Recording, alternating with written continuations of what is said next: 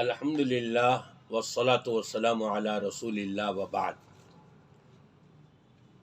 دنیا ترقی کر رہی ہے اور مسلمان دوسروں کے مقابلے میں کئی لحاظ سے پیچھے جاتے جا رہے ہیں۔ اس میں شک نہیں کہ جہاں عوام کا قصور ہے وہاں یہ ماننا پڑے گا کہ بگڑے ہوئے بہت سے علماء کا بھی قصور ہے۔ اور وہ کیا؟ انسان غصے کی حالت میں طلاق طلاق طلاق ایک ساتھ کہہ دیتا ہے اور بعد میں اس کو پتہ لگتا ہے کہ مجھ سے یہ غلطی ہو گئی، مجھے 3 مرتبہ نہیں کہنا چاہیے تھا۔ نبی پاک صلی اللہ علیہ وسلم نے تو جب ایسا کیس آیا تو آپ نے فرمایا یہ ایک طلاق ہو، یہ تم چاہو تو رجوع کر لو۔ انہوں نے رجوع بھی کر لیا۔ فتح الباری شرح صحیح البخاری جلد 9 صفحہ 362 اٹھا کر کے دیکھ لیجیے آپ۔ اسی طرح مسند ابو یعلا اور مسند احمد کے اندر بھی یہ روایت، بلکہ اور دیگر کتابوں کے اندر صحیح سند کے ساتھ روایت موجود ہے حضرت رکانہ رضی اللہ تعالیٰ عنہ کی۔ لیکن علماء نے وہی رٹ لگائی ہوئی ہے جو انہوں نے پڑھا۔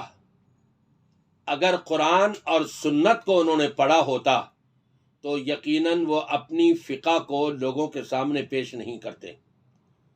قرآن اور سنت حدیث میں تو یہ فیصلہ ہوا ہے کہ طلاق و مرتان، اگر 2 طلاقیں بھی ہوں گی تو وہ 2 مرتبہ ہوں گی، ایک ساتھ نہیں ہوں گی۔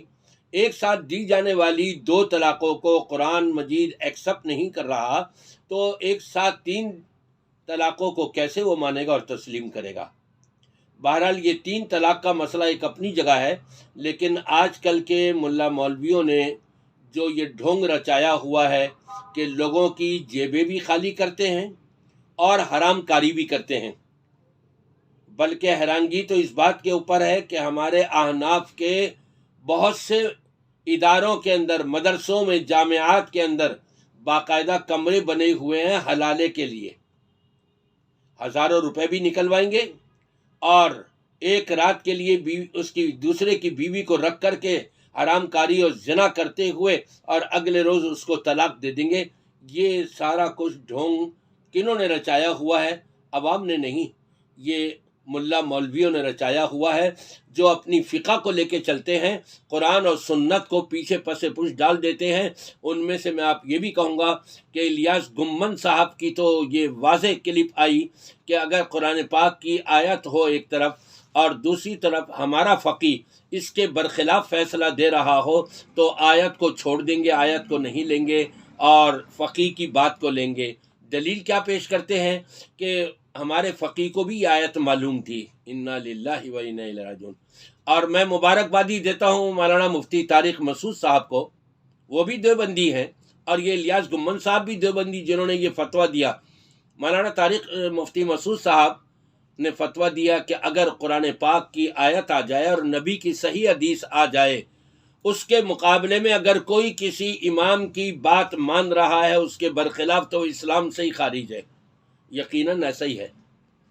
آج جو علماء حلالے کا فتویٰ دیتے ہیں، پہلے صرف اتنا لکھتے تھے فتووں کے اندر کہ یہ حلالے کے بغیر رجوع نہیں ہو سکتا، اب تھوڑا سا جملہ بڑھا دیا، حلالہ صحیحہ کے بغیر رجوع نہیں ہو سکتا، لیکن یہ نہیں بتاتے حلالہ صحیحہ قرآن نے کیا پیش کیا ہے۔ قرآن نے جو پیش کیا ہے وہ یہ ہے فَإِن طَلَّقَهَا فَلَا تَحِلُّ لَهُ مِن بَعْدُ حَتَّى تَنكِحَ زَوْجًا غَيْرَهُ۔ اگر 3 طلاقیں واقع ہو گئیں، اس کے بعد کا یہ میدان ہے کہ کسی اور سے نکاح کر لے وہ عورت، اور نکاح کیا جاتا ہے گھر آباد کرنے کے لیے، ایک رات کے لیے نہیں، وطی کرنے کے لیے نہیں، زنا کاری حرام کاری کرنے کے لیے نہیں، ہم بستری کرنے کے لیے نہیں ہوتا نکاح۔ یہ تو انسان کے عقل بھی تسلیم نہیں کرتی۔ اپنی بیوی کو اگر غیر مرد سے باہر کہیں کھڑے ہوئے بات کرتے ہوئے دیکھ لے تو گولیاں چل جاتی ہیں۔ انسان کی غیرت دیکھیں آپ، تو کیا اسلام میں ہماری اتنی بھی غیرت نہیں ہے ہمارے لیے کہ یہ کہہ دیا جائے ایک رات کے لیے کسی اور کے ساتھ ہم بستری کرنے دو اور اس کے بعد اپنے پاس لے آؤ؟ نہیں، وہاں جو قرآن پاک میں بتایا گیا ہے وہ ہے کہ یہ نکاح کرے۔ نکاح صحیحہ کس کو کہتے ہیں؟ کہ جو گھر آباد کرنے کے لیے نکاح کیا جائے۔ اب اس شوہر کا دوسرے شوہر کا انتقال ہو جائے یا آپس میں لڑائی بھڑائی کی وجہ سے وہ طلاق دے دے 2 4 8 10 سال کے بعد، جب ایسا واقعہ پیش آئے تو یہ عدت پوری کر کے یہ عورت اپنے پہلے والے شوہر سے نکاح کر سکتی ہے۔ قرآن نے یہ حلالہ بتایا ہے۔ اور جو حلالہ آج کل مروجہ لوگ کراتے ہیں علماء کرام، اللہ ان کو ہدایت عطا فرمائے، اللہ نے بھی لعنت بھیجی ہے ایسے حلالے پر، اور رسول پاک صلی اللہ علیہ وسلم نے بھی لعنت بھیجی ہے حلالہ کرنے والا، کرانے والا، اور جس کے لیے کیا جا رہا ہے سب کے اوپر لعنت ہے۔ حضرت علی رضی اللہ تعالیٰ عنہ بیان کرتے ہیں نبی پاک صلی اللہ علیہ وسلم سے کہ آپ نے لعنت بھیجی ہے ایسے حلالے کے اوپر۔ تو میں علماء سے بھی کہوں گا اور عوام سے بھی کہوں گا کہ ہوش کے ناخون لیں، قرآن اور سنت کو اپنائیں، اور لوگوں کی مروجہ بنائی ہوئی فقہ کے پیچھے دوڑ نہ لگائیں، ورنہ آپ کو یہ نظر آئے گا کہ شافعیوں کے نزدیک اگر یہ کام کر لیا، یہ کام اگر نہیں کیا تم نے تو جہنم میں جاؤ گے۔ امام ابو حنیفہ فقہ حنفی کے نزدیک اگر یہ کام کر لیا تم نے تو جہنم میں جاؤ گے۔ یہ کیا دین ہے؟ یہ کیا اسلام ہے کہ ایک فقہ کے نزدیک یہ کام کرنے والا جہنم میں جائے گا اور دوسری فقہ کے نزدیک یہ کام نہ کرنے والا جہنم میں جائے گا؟ یہ تو دین نہیں ہو سکتا۔ اس لیے قرآن اور سنت کی طرف آنا ہوگا۔ قرآن کا ترجمہ پڑھ لیں، آپ کو سب کچھ سمجھ آ جائے گی کہ اللہ ہم سے کیا فرما رہا ہے، دین ہمارا کیا ہے اور کیا نہیں۔ اللہ تعالیٰ سب کو نیک ہدایت عطا فرمائے۔